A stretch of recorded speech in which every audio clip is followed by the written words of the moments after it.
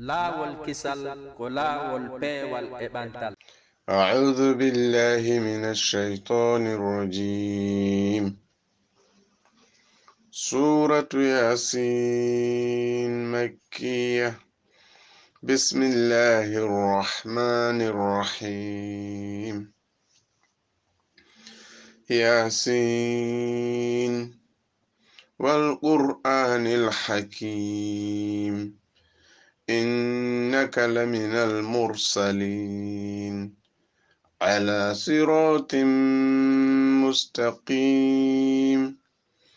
تنزيل العزيز الرحيم لتنذر قوما ما أنذر آباؤهم فهم غافلون. لقد حق القول على أكثرهم فهم لا يؤمنون. إنا جعلنا في أعناقهم أغلالا فهي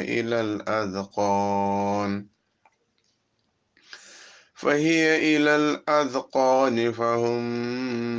مقمحون. وجعلنا من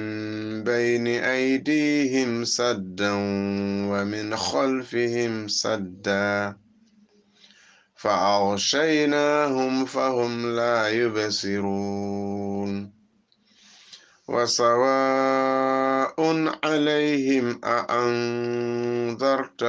أم لم تنذرهم لا يؤمنون. إنما تنذر من اتبع الذكر وخشي الرحمن بالغيب فبشره بمغفرة وأجر كريم. إنا نحن نحيي الموتى ونكتب ما قدموا وآثارهم وكل شيء أحصيناه في إمام مبين. واضرب لهم مثلا أصحاب القرية إذ جاءها المرسلون إذ أرسلنا إليهم اثنين فكذبوهما فعززنا بثالث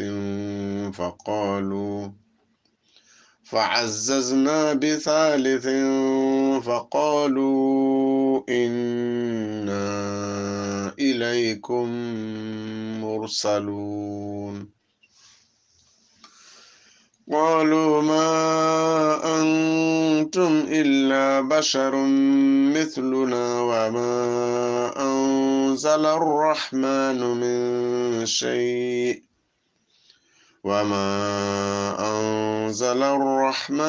من شيء إن أنتم إلا تكذبون. قالوا ربنا يعلم إنا إليكم لمرسلون وما علينا إلا البلاغ المبين. قالوا إنا تطيرنا بكم لئن لم تنتهوا لنرجمنكم وليمسنكم منا عذاب أليم. قالوا طائركم معكم أئن ذكرتم بل أنتم قوم مسرفون. وجاء من أقصى المدينة رجل يسعى قال يا قوم اتبعوا المرسلين اتبعوا من لا يسألكم أجرا وهم مهتدون. وما لي لا أعبد الذي فطرني وإليه ترجعون أأتخذ من دونه آلهة إن يردني الرحمن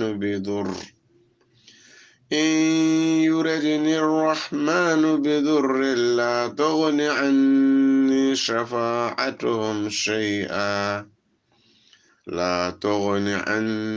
شفاعتهم شيئا ولا ينقذون إني إذا لفي ضلال مبين إني آمنت بربكم فاسمعون قيل ادخل الجنة قال يا ليت قومي يعلمون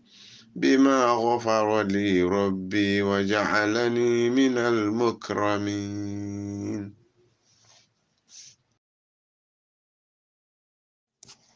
بسم الله الرحمن الرحيم. تفسير من هندك سنغو درول باز تمدنا جابان فوتو سورة ياسين ها آية نوغي. أعوذ بالله من الشيطان الرجيم. بسم الله الرحمن الرحيم. رب اشرح لي صدري ويسر لي أمري واحلل عقدة من لساني يفقهوا قولي. سورة ياسين كسورة الكهف فوتو كالفه تجاد de goddo anda firomu siwana Allah subhanahu wa ta'ala. Makkiya ko makka yankewol. Bismillahi en fuɗɗori yasin ngol ɗo kadi inde Allah arrahmani mo yurmende mum huɓiti boni moƴƴi ka aduna ɗo, arrahimi mo yurmende mum heranoyi hooliɓe Allah golli ko moƴƴi ha maaye nder mum. Allah wi yasin ko Allah andi ko woni ɗe kalfe ɗo ma an yo neɗɗanke o wi wal qur'an Allah wondiri ɗe kalfe ɗo ɗiɗi. Wal qur'an o wondiri kadi al qur'ana on al hakim joginde nyaawoje ɗen fop. Al hakim nyenyande, yani nyenyande ko joginde nyaawoje. Ayyay ton fi ƴettere, ayyay ton fi horugol, ayyay ton fi julugol, ayyay ton fi tawhid iman ihsan fop kañum no jogi ko ɗum wiyete al hakim joginde nyaawoje ɗen fop. Allah wi ma farratana fil kitabi min shay. Hay hunde min accali ka qur'an ɗo sina min waɗi nder ton. Allah wi innaka pellete an Muhammad lamin hiɗa jeya almursalina nulaɓe. Lamin almursalina hiɗa jeya e nulaɓe ɓen. Pellet hiɗa jeya e nulaɓe. E kadi ala a woni e dow siratin laawol mustaqimi ngol ɓoylaki, yani feewngol. Laawol ngol wonɗa e mum ngol ko ngol ɗo ɗaɓɓa, ko ngol wona e mum. Tabutu e ka diina feewuka ka Allah wela ɗum ko islam. O wi tanzil tippagol o qur'ana ngol laawol ngol jokkuɗa ko tippiningol ko al aziz ko tedduɗo arrahimi yurmeteɗo on. Kono ko wonande on gomɗinɗo tanzi lal azizir rahim. Qur'ana ko haala on tedduɗo on yurmeteɗo. Ha tawi tun tanzi lal aziz ko haala tedduɗo arrahim yurmeteɗo. Litunzira fiyo nde deftere waajore ma ɗum annulaɗo. No, litunzira ko fiya waajor, ko fiya hulɓinir. O qur'ana ɗo qawman yimɓe ma unzira waajanoka heɓano diina aba'uhum babiraɓe maɓɓe tawi kadi kamɓe wahum ghafilun hiɓe majja fi afellakara, hiɓe majja fi Allahu subhanahu wa ta'ala. Ante ɗum ɗo ko hollugol mo ko ya heɓulo moƴƴade ɓeɓe wonɗa ɓeɓe nelaɗa e mum fellutuɓe ɗo ko ɓe anda hay fus ben maɓɓe kadi waajano ka sakko wonawa ben maɓɓe waajino seeɗa ko ɗo aya hollata wo tawrugol mawɓe mum goɗɗum haray an neɗɗo on nden hunde nde tawruɗa mawɓe maɓen haray nde hoyante. sa tawi mawɓe maɓen hino mari jawdi, si tawi ɗaɓɓere jawdi ko haaju ma haray no newanima, par ce que piiji bus ka tampuɓe ɓe kaɓe bemmum ala ɓe rewata ɗon an a rewata ɗon. sa tawi kadi bemma hino mari gandal, si tawi gandal ko haaju ma haray hino weɓanma ɗaɓɓugol ɓuri ɓe tawaɓen, par ce que ndeya fina a taway tigi tigi on a wawi piiji hewɗi. ko ɗum sa ƴetti debbo faamuɗo gollitirowo na janguɗo tun de, janguɗo tun ɗum ɗon na ɗum ɗon nafata. ko sa ƴetti debbo tawi himo jangi himo gollitira ko o jangi kon,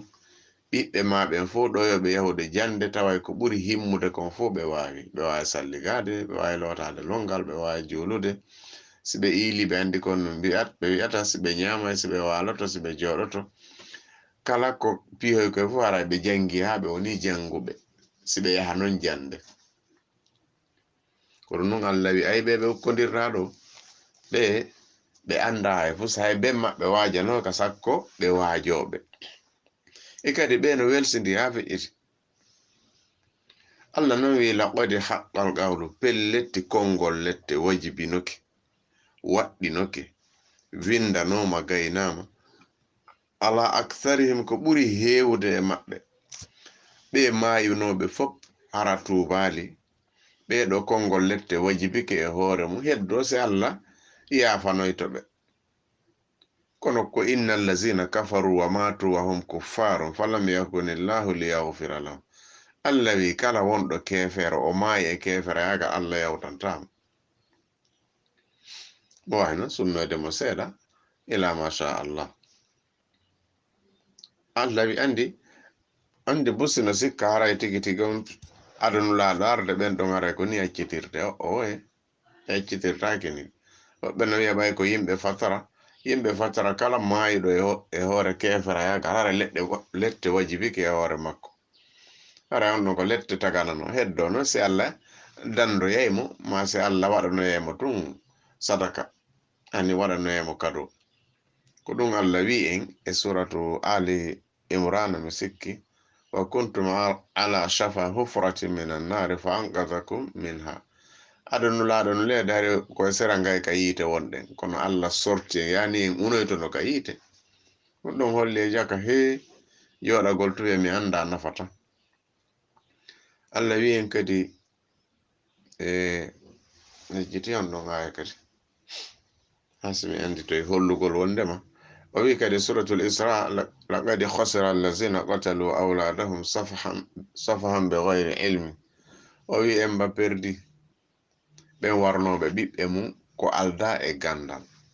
e hoore ɗayre kadi, ɓeɗo ɓe perdi. o sakkitoro ma hu motadina ɓe fewali, holli neɗɗo so maayi e majjere tun ara o perdi. o wi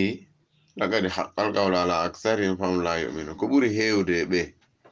lette wajibino ko e hoore mum, ko mayuno e hoore natali ka dina, lette wajibike e hoore mum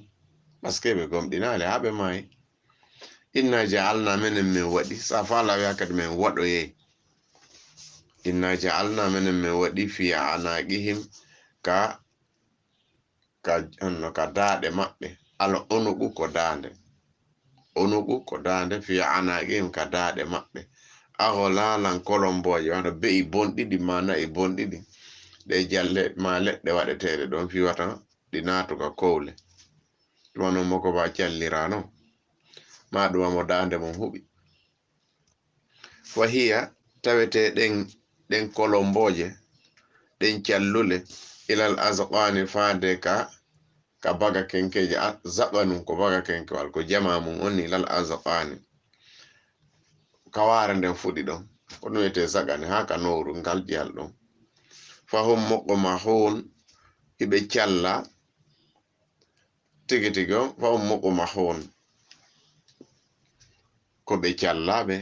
ko ɓe ɓantuɓe koye maɓɓe ɗen gara no anduɗa sidande goɗɗo huɓi o ɓe yahi ɓe haɓɓanimo ɗon goɗɗum ha tawete tigi tigi on kawo fewti ɗon ko nokku gotum. a fala wi'e muqmahuna ko ɓe callaɓe. ma moko mahona ko be woddintinabe e kala moƴƴere moko mahon ko be woddintinabe e kala moƴƴere moko mahona ko be ciallabe Allah wi waja'alna min wadi ko kadi min bayni aydihim yeso mabbe afer la karam saddan hedode be holotako andi ko be do Allah wi no taba Allahu ala qulubihim Allah ndoli berde de ngande kadi fus ala der ton sirana dudi ko taba araita arga kadi khatama fa min khalfi afer aduna kadi sadda me wadani be hedode fa akhshaynahum min suddi gite mabbe din fahum la yubsiruna be yi'ata gonga hande kadi be yi'ata pewal no wiye kadi min wadi hedode yeso mabbe min wadi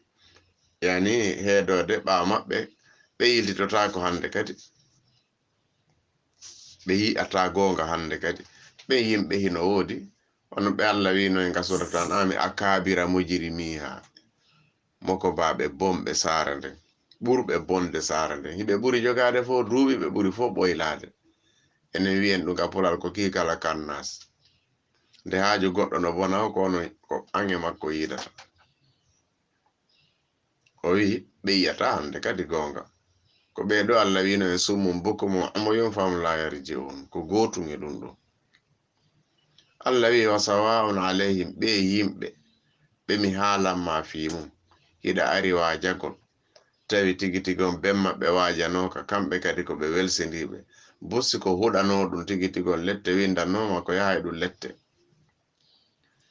lette windanoma ɗum ko yahay ɗum lette Abu Jahalin Abu Lahabin ila masha Allah windanoma ko yahay ɗum lette warin photo on desinanoma hande kadi ko onno lettiroyte lanni wa sawa'un alayhim no fodatere e maɓɓe a anzartahum si awaji keɓe am lam tunziru ma awajaki ɓe ɓeɗo kan la yu'minun ɓe gomɗinta ɓe falaka ko wiyede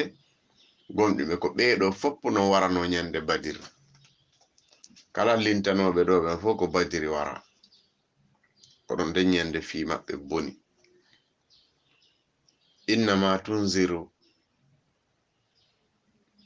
innama tunzir andu ko wajotoɗa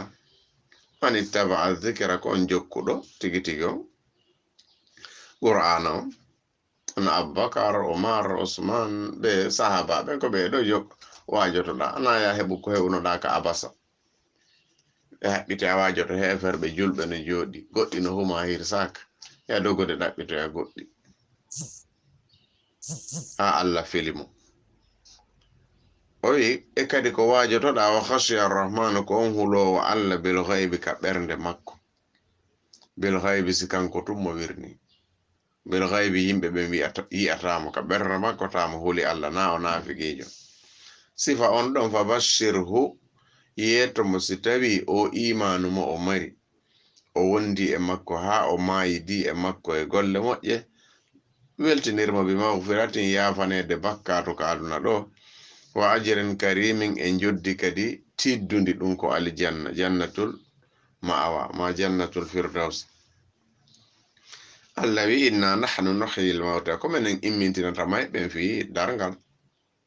wa naktubu ma qaddamu min winda kala ko ɓe naɓuno yeso Allah wi na ma tuqaddimu min li anfusikum min khairin tajiduhu inda Allah Allah wi atawoyay to Isra o in ahsantum li anfusikum sa moƴƴini ko hoorema moƴƴinanɗa wa in asatum falaha zalzalati o wi faman yamal misqala dharratin siko khairan ayyana yorema wa atharahum e ɓaawo maɓɓe caggal maɓɓe batte maɓɓe ko ɓe acci ka aduna kadi no windi wali wa kullu shay'in fa'aluhu fi zubur wa kullu saghirin wa kabirin mustatar Allah wi ko yimɓe ɓe golli kon foppu hino windi Allah wi min winday ko naɓuɗon kon min winday ko heddi ɓaawo kon ko heddi ɓaawo kon no ton hunde nde yimɓe ɓen sikkano si a acci jawdi laaɓundi pos ko ndi ɗuuɗi o ko ndi ɗuuɗi si ndi gollitirama moƴƴere ɓaawga a heɓata a yoɓetake e fus kono si ndi gollirama ko boni a yoɓete jawdi ndi accata yoɓe ɗandi fof ko sa accindi e programme dina sa accindi e programme dina so tawi wona ɗum hay sindi gollirama dina a yoɓetake kono sindi gollirama ko boni tun a yoɓete. Allah wi minen inna nahnu nuhil mauta wa naktubu ma qaddamu wa athara wa kulla shay'in kala hunde ahsaynahu meɗen moftinde meɗen windinde meɗen maandininde fi imamin e alluwal e yeesowal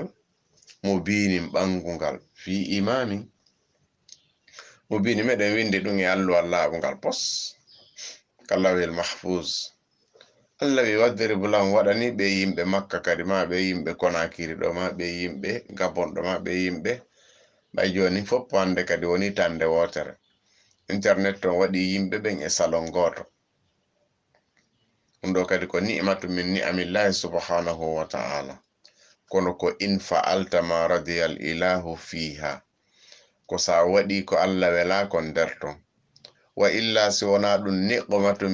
min niqamillahi subhanahu wa ta'ala ko lette wonande tigi tigi on jeyaɗe letteji Allahu subhanahu wa ta'ala wa illam tafal ma radiyal ilahu sa waɗal ton ko Allah wela netton wayiti wa aduna on ɓeɗo ko ɓe nene goto ko ɓe baba goto ma ko ɓe siwtaɓe oɗa gollana alijanna oɗa gollana yite netton kadi ko ɗum wayi ngal faalaɗa o laawi ɗin fof ina waali laaɓe pos siko alijanna faalaɗa laawol alijanna ɓe hollama ko ni siko yiite faalaɗa ɗum ɗon kan ina waali ko ɗum noon Allah waɗani ɓe yimɓe misal eɓɓani ɓe eɓɓore nde ɓe wawata faamude sa wi misal wona pulal wonɗa haalude en ƴettinomo noon en gollitiri ashabal qaryati wondiɓe saare ɓe ko caye tigi tigi on Falastini ɗen ni entre Falastini ha Iraq ha Jordani ila machallah ko Antakiya woɓɓe wiyata andugol kadi inde mayre ɗum annota ko hay fus isja aha tuma arno nden saare almursaluna nulaɓe ɓen isi tuma arsalna min nuluno ilayhim e maɓɓe ithnaini yimɓe ɗiɗo nulaɓe ɗiɗo ko annabi Isa nulunoɓe ɗo ko nulaɓe Isa ko annabi Isa nulunoɓe yoɓe yawɓe waaji o e nde saare wiyetende Antakiya ko sam'una wonno ko nela non jonnon ɓe wonti kadi ɗiɓo siko ɗiɗo ko sam'una e tuman kono ɗum ɗo fof hollale fus ɓe ɗo ko annabi Isa nuli ɓe wano nulaɗo nulirayno non kañum kadi inna arsalna min nuli ilayhim e maɓɓe isnayni ɗiɗo kono fa kadhabuhuma yimɓe saare nden ɓe fenni ɓeɗo ɗiɗo fa azzazna min sembiniri ɓe min walliri ɓe bisalisin tataɓo fa qalu ɓe wi inna no menen ilaykum faade mum mursaluna ko min nulaɓe hisqil no Habibu Najjar kan qalu ɓe wi ma antum onon on wonali onon ɓe nulaɓe ɓe Isa nuli ha e amen e nde saare Antakiya ɗo on wonali illa basharu sina ɓandikke du misuluna ko en goto kono wiroto onon eɗon nula iɗen nandi kamɓe ko ɓe falano koye Allah nulu malaika ande ko yata wajoɗa ɗo goɗɗo o yettoma pay kum heɓa kum hanki ko an wajotomi kono joni si pay kum wano ma heɓi jawdi ɓe wiyata pay kum wano ma joni no kammi ɗo 100 000 andi ɗum ɗon ala wolanoma ɗum a ƴettay ɗo siko hay siko 10 000 ma hay siko 100 000 ma hay siko 1 million jonna ɗo sorirawo ma o wiyata a pay kum wano ma a heɓa ɗo hanki ko an hokkortalan kalis kono ko hunde ko piiji ɗiɗi ko gotum ko moƴƴere wonɗamo e waɗande yaha yeɗɗamo salligi on wonani nulaɗo salligori wonani ma fatiha ma on wonani jangir o yettoma a pay kum hanki mum andi ko ɗum woni ɗayre e hayno wiyama kon num okkorantamo mbuuɗi a pay kum hanki mum pourtant le diina kan wallugo ɗon tigi o faama diina kan no ɓuri mbuuɗi ko korɗama o ma antum illa basharun misluna a wonali siwana on wonali siwana yimɓe tun misluna sifa amen e kadi wa ma anzala arrahmanu min shay allah tippinalay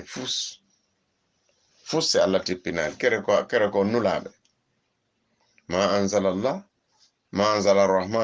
arrahmanu o tippinali min shay'in hay e hunde e kadi in antum on wonali illa takdhibuna sina on fenay on ko penale to wonɗon Allah jippinali deftere o jippinali nulaɗo on wonali kadi sina fenugol tun dambay Allah qalu nulaɓe isa ɓen wi'i rabbuna ya'lamu jeeɗo amen on hino andi pelletti inna no menen ilaykum ha e mon la mursaluna pelletti ko men nulaɓe ko isa nuli men ha e mon yo min yottin e mo on yon rew Allah ko Allah tun rewete wana isa alayhi salam kono menen wama alayna fawakime menen wana jihadi men yamira fawakimen illa albalahu sina yottingol almubinu feeñugol feññinana on ha laaɓa wolana on tigi tigi on mo bonni ko ɗum ɗo mo moƴƴini ko ɗum ɗo illa albalahu si wona yottingol ngol almubinu feeñugol ngol qalu ɓe wi'i yimɓe saare nden wi'i inna no minen tatayyarna bikum arsikeji amen ɗin kalike sabu mo'o min heɓiri kata sabu mon affaire ji ɗin joni acciti marsude sabu mo'o gila fuɗɗi ɗon wolude hande kadi affaire ji ɗin fof satti sattugol arsike no jeeya e ɗuɗugol bakkatu si arsike ma satti duumo e rewgol Allah waɗugol istighfar horugol juulugol arsike ma hoye ɗum Allah wi faqul tastaghfiru rabbakum innahu kana ghaffaran yursilis sama alaykum midrara wa yumdidukum bi amwalin wa banin wa yaj'al lakum jannatin wa yaj'al lakum anhara sa waɗi ɗum ɗon istighfar na force wi astaghfirullah to kala moƴƴere ko waɗa no bakkatu ɗuɗiri wo sakkitode bakkatu mo bakkatu heewi mum wo go'o hakkille makko ɗen uytoto o welata wondude ɗiɗi golle ɗe o nangi fof ɗe sattake si wona tara ko yeddere Allah ko ɗum si neɗɗo ko toujours ma sa'i fof sa yota hunduko makko no hecciɗi e wigol astaghfirullah alhamdulillah la ilaha illallah subhanallahi wa bihamdi allahumma salli ala muhammadin wa sallim bismillahi rrahmani rrahim o janga qur'an o ndaara ya nawnuɓe ɗum ɗo ittanaymo bakkatuji makko ɗin afirji makko ɗin fof weeɓay kono si wona ɗum haray himo tikki tun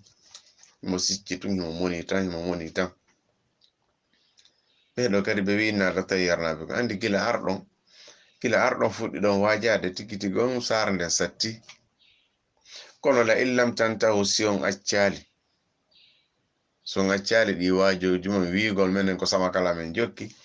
la narju mannakum min rajimay on min bugoto on kaaƴe ha mayon e kadi si tawi min waɗali ɗum wala e massannakum hewtay on do minna immorde amen azabul lettalimo musuɗe de menen wana men puyɓe ko onon sino puyɗi andi ko ɗum woni neɗɗo nde mo yedda Allah ko haray seytane no cuɗinanimo ko kanko woni hoore gonga andi no wawas joni si goɗɗo joni waɗama imam wano ka men maka anaka village ji waɗama imam joni duuɓi 30-40 mo julnude yaha tawa tigi tigi on alhamdulillahi rabbil alamin arrahmani rahim maliki yawmiddin kayril maghlubi alayhim waladdallin wiyamo a bappa en ma baba en ma ceerno en ɗum ɗo wana ko selli jangin warsi on hino selli si o jangike ha moƴƴi habsi on hino selli si o jangike ha moƴƴi nani ɓe yertoma min duuɓi 30 miɗo julnude ɗo mi faljali ha hande ko anduɗo faljata non ko anduɗo faljata si tawi goɗɗo na e gonga woni kono e faljere woni ton faljere nden ko golle makko ɗen fof ko palje joni noon ko ɗum andi kanko mo felliti koye gonga o woni tawa non jeyɓe haala kamɓen ɓe haala kan cippi e mum ɓen a tawa façon no jangirta non haysi d'abord a ɗaɓɓade dalil façon no jangirta non a tawa goɗɗo meeɗa jangirde non goɗɗo meeɗa jangirde non awa kadi si ɗin haalaji bonɗi si faɗin no jangede ta goɗɗo wi amina de goɗɗo yo kayril maglubi alayhi wala lalin ɗum wiyetake amin ma wala dalin ɗum wiyetake amina par ce que ara kanko o huɗitoto woni o huɗa yimɓe ɓen joni noon son wi amin arama fo on natori si tawi du'a o sellali tun ta wi amin ma goɗɗo no du'o tun ananata ko wolata ɗum wiyetake amina par ce que anda ko honnum woni e wolde andi piiji go haray ko moƴƴiɗi kono ɗi sella piiji go noon haray ɗi moƴƴa ɗi sella kadi inna azabun alim lette musude ɓen heɓa yani yennugol e aybingol on heɓay ɗum e jungo amen gaaloɓe wi koni he sattugol nde saare to a irukum kata mum on ma kon no wondi e mum bakkatu yoni kata e kadi kono yimɓe ɓen boniri wo leyndin boniri ta yimɓe ɓen hoolor ta hoolor police ta hoolor gouvernement mo be si moƴƴi ka domaine mum an yimɓe ɓen fof wuura e gurdam moƴƴan si yimɓe ɓen boni mo be ka gollira ɗum yimɓe ɓen fof sonjoto ko ɗum si Allah e wattagu fitnatan la tusibanna allazina zalamu minkum khassa Allah wi hule probléme de hule fenande hule wujjugol hule jeenugol hule shirkugol hule eta uyta si joddi mundin ari tana on ari wana etaynoɓe uyta ɓen tunde wana wujjaynoɓe ɓen tunde wana shirkaynoɓe ɓen tunde wana jeenaynoɓe ɓen tunde wana yeddaynoɓe nulaɓe ɓen tunde si tawi lette ɗen ari ko fop ɓewi koni kata on no wondemo a in dukkirto onon ko ɓay on waajama holloton ɗo mawnintinare wiyan on piya yimɓe on wara yimɓe fiitungi ɗon waaja bal antunga on musrifuna ɓewi onon kadi kon yimɓe feƴƴintinoɓe keerol e wiide ɗo ko menen feƴƴintini keerol onon meɗen arde haalna on gonga andi wonde ara e waaju ko tigi tigi on a tawete ko ma ñaaɗa koya yaaru non doy kono sa tawi fayde a hewtoyke andi mo ɗowi ñaari ha ngol hewti ka noppi ande kadi ala sena faaro yo ewno nduyey mayna gala woodi ton ko kala ngol awaji ke yimɓe ha tawi joni kamɓe programme maɓɓen ko warugol ma anani womin radio ton kaaje ma on heɓa lette muusuɗe e immorde am ɓe wi he andi ɓe ma sortoɗen kaforowol ano ko fi on waajama wiya toon ɗo wondema tigi tigi on wara yimɓe onon ko on yimɓe musrifuna feƴƴintinuɓe keero wa jaa min aqsal madinati rajulun gorko ari wa jaa min aqsal madinati rajulun andi ɗeɗo ɗiɗi hiɗe hawrodiri ka qasas ko aya nogay kadi o woni kono toon ko wa jaa rajulun min aqsal madinati on ko suratul qasas aya nogay yasin kadi aya nogay ari hunde wotere wa jaa min aqsal madinati rajulun wa jaa rajulun min aqsal madinati o to no wiye hisqil oɗo no wiye habibun najjar oɗo ari wallugol ɓe nulaɓe ɓen ko ɗum woni wa jaa ari min aqsal madinati ka hakkunde saare sa firti non wawi wiide ka ɓuri woɗɗude e saare nden min almasjidil aqsa ko ɓuri woɗɗude rajulun gorko mo wiye habibun najjar yasahi mo hittini qala o wi ya qawmi kono yimɓe ittabi ul mursalina jokke ɓe nulaɓe ɓe isa nuli haya mo jokke ɓe ko ɓe jokkete ittabi u jokke malla yasalukum on mo landaki on ajiran joddi et puis kadi ɓe wahum muhtaduna ɓe ko fewɓe ni ɓe landaki on hay fusi wona yon gomɗin Allah daɗon na nasi ɓe windan tan wona goɗɗum ɓe waɗan tan na goɗɗum yoɓoton ɓe koyon jaɓo tum feewo ɓe wiyene est ce que anga jaɓi ɓe wi oɗo no jeyano e nananaɗo non ɓe wimo est ce que anga jaɓi o wi wa maliya la ko on nun heɓatalam wa maliya ko nun nangatanmi ko feetere honde nangatanmi la abudu hara mi rewata allazi on fatorani taguɗo lam ko on nun e feetere nangatanmi hara mi rewata taguɗo lam komin landaɗo no so tawi jaɓi e kadi wa ilayka ka Allah turja'una on fo nattete ɗon o ɓeydani o wi hara a attakhizu hara min mi reway hara mi jogito to min duni ko wona Allah alihatan sanam ɓimo ko bawano min mi rewa mi lesa leggal ha mi gayno mi wiya ko Allah ngonni ma mi tafa hayre mi jesa hayre ha nder ɗumanno mi joɗnande min ko Allah ngonni min hara tanƴini ɗon min mi waɗay ɗum kaka kine mi yarirta harar kadi in yuridni rahman si Allah faala namala moya nilan eɓɓa nilan bi durrin sonja la togoni anni shafa'atu nafatalan ballal sanamuji ɗi mi woni rewde ɗi o sanamu mon fo si ndiyan saji Allah ɗi sanamuji no yadude ndiyam si goɗɗo emen heɓali ɓiɗɗo ɗo ɗi sanamuji no yakkorde mo ɓiɗɗo nafata kadi ballal majji sayen hay fus wala yungi zuni ɗi dandatalan kadi hay fus ko min non accata Allah alqawiyu al azizu assamiu al alimu al khabiru al hakim mi acca on ɗon jofoyagal ɓuru ɗum ɓe wi o wi inni no min o mo yiwɗon ɗo isan on tuma la fi dalalin mubini hara si mi acciti o Allahjo ɗo mi rewi goɗɗo go mi huɗori ko wona Allah mi juulani ko wona Allah mi hirsani ko wona Allah mi barkinori ko wona Allah e golle an ɗen haray mi la'i haray mi woni e majjere nde suuɗaki o fewtiti nulaɓe ɓen o wi inni no min amantu bi rabbikum mi gomɗini jeyɗo on fasma'uni seeda nelan ɗum nana nelan ɗum min mi jeɓi andi ɗo gila ɗo e qila dekhulil janna ɗiɗo no woɗɗodiri andi ɓe wino ɓe piyayi nulaɓe oɗo ɓay o ari o settike o wowli ha faydo watti ɓe jofoɓe andi haala kanko e maɓɓe woni ko rutti ndare gila o ƴetti kanko gila o ari aya nogay o ƴetti aya nogay go a attabi'u malla o ittabi'u malla yasalukum ajran wa muhtaduna o fuɗɗi felorde wa mali ala abdullazi fatarani wa ilay turja'un ko nun nangatala andi yewtere nden ko ɓe tona haalanede ko nun e feetere nangatalan jokkugol si wona o taguɗolan kaka makko onon kadi ruttoto ɗon andi feetere nden o rutti e makko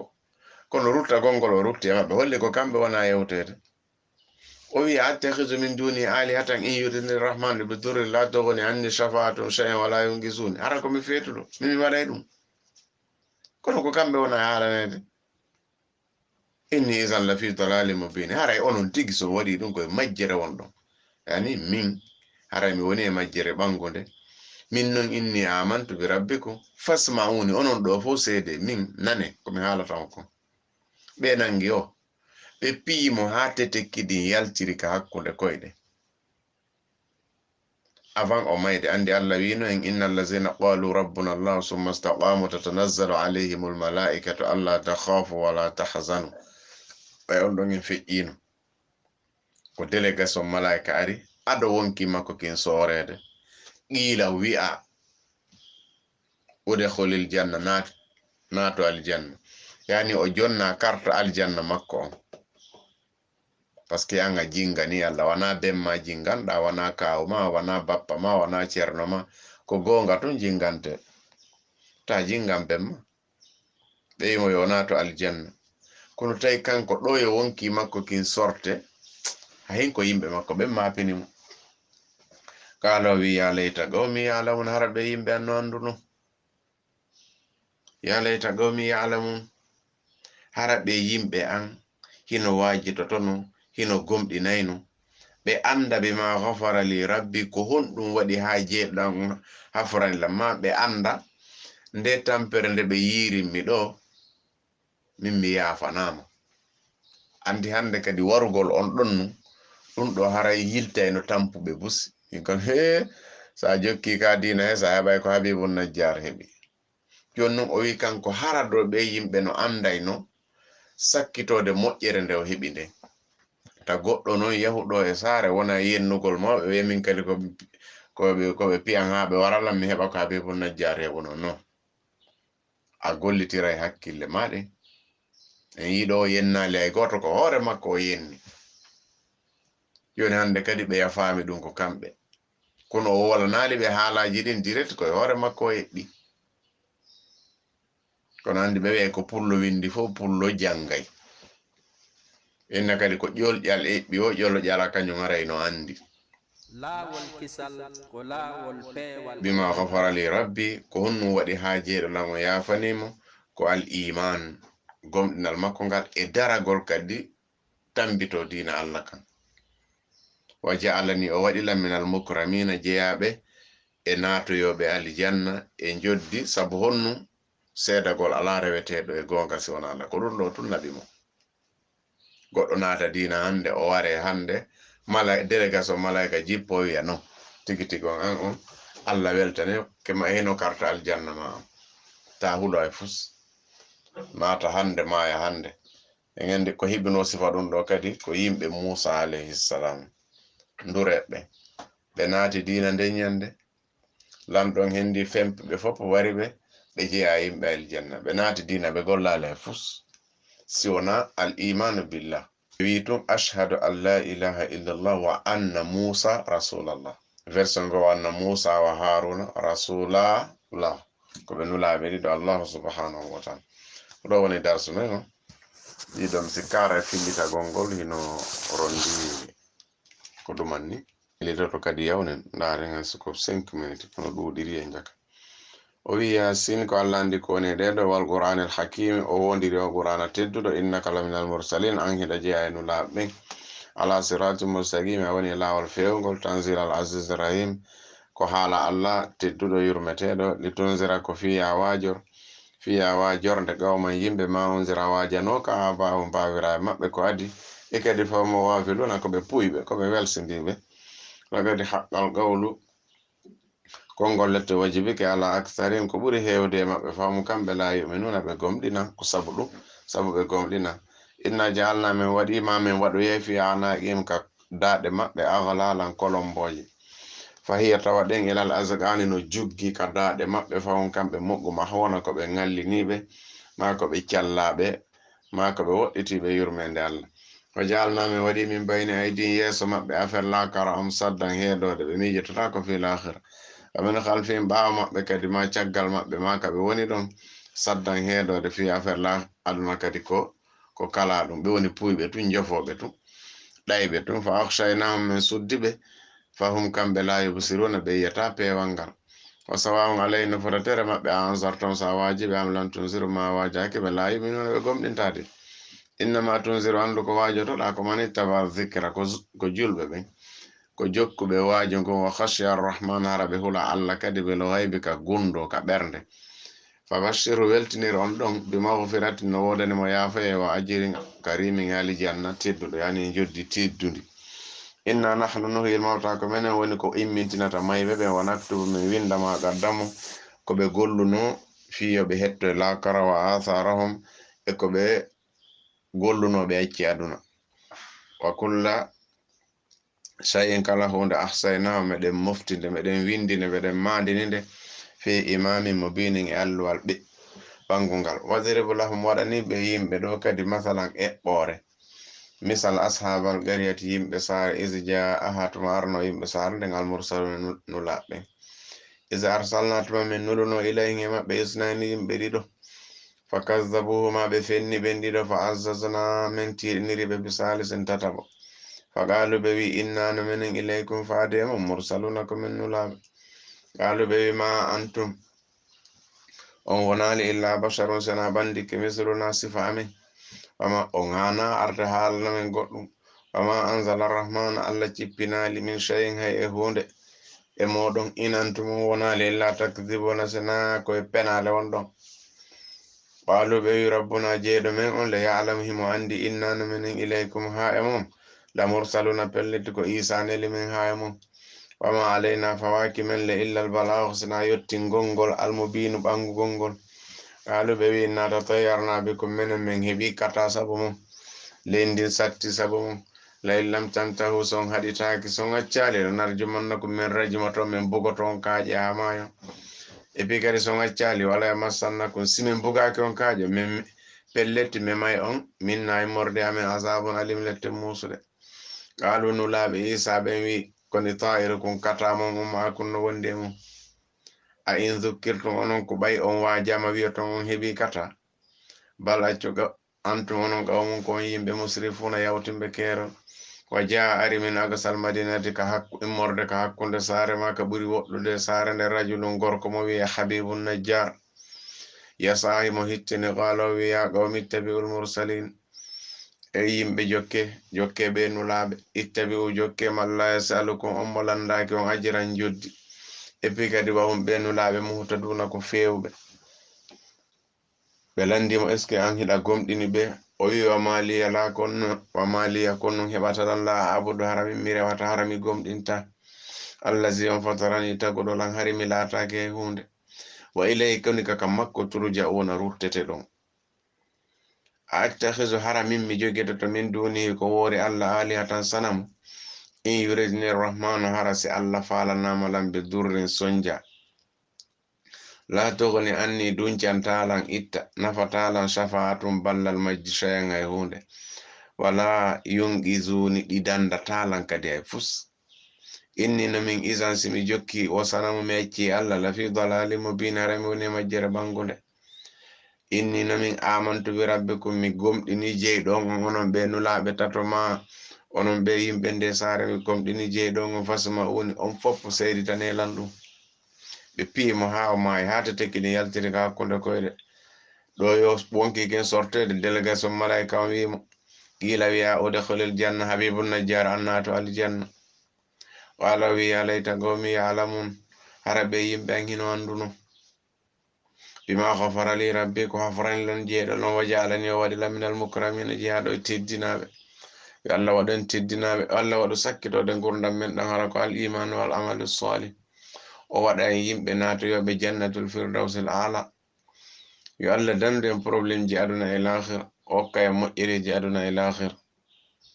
barakallahu fikum wa jazakumullahu khairan wassalamu aleykum wa rahmatullahi wa barakatuh